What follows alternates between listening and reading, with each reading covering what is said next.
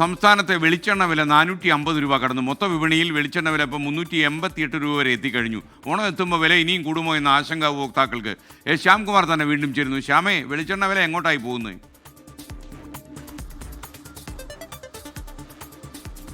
വെളിച്ചെണ്ണയുടെ വില എങ്ങോട്ടാണ് ഈ പോകുന്നതെന്ന് വെളിച്ചെണ്ണയോട് പോലും ചോദിക്കേണ്ട ഒരു സ്ഥിതിയാണ്. കാരണം കഴിഞ്ഞ ഒരു മാസത്തിനിടെയാണ് 100 രൂപയുടെ വർധനവ് ചില്ലറ വിപണിയിൽ തന്നെ ഉണ്ടായിരിക്കുന്നത്. രാജ്യത്ത് തന്നെ ഏറ്റവും കൂടുതൽ വെളിച്ചെണ്ണ ഉപയോഗിക്കുന്ന കേരള മാർക്കറ്റിലാണ്. കൊപ്രയുടെ വരവ് കുറഞ്ഞതാണ് ഈ വെളിച്ചെണ്ണ വില ആർക്കും നിശ്ചയിക്കാത്ത വിധത്തിൽ ഇങ്ങനെ പോകുന്നത് എന്നുള്ളതാണ് പറയുന്നത്. ഇന്നലെ വെളിച്ചെണ്ണ വില പ്രാദേശിക വിപണികളിൽ 480 രൂപയ്ക്കാണ് കച്ചവടം നടന്നിരിക്കുന്നത്. കൊച്ചി മാർക്കറ്റിൽ ഇന്നലെ മൊത്ത വില 38,200 രൂപയായിരുന്നു ഒരു ക്വിൻ്റൽ വെളിച്ചെണ്ണയുടെ വില. അത് ചെറുകിട വിപണികളിലേക്ക് എത്തുമ്പോൾ 450 മുതൽ 470 രൂപ വരെ എത്തുന്നു എന്നുള്ളതാണ് മനസ്സിലാക്കുന്നത്. തൃശ്ശൂരിൽ ഇന്നലെ 38,800 രൂപയാണ് ക്വിൻ്റലിന് വില.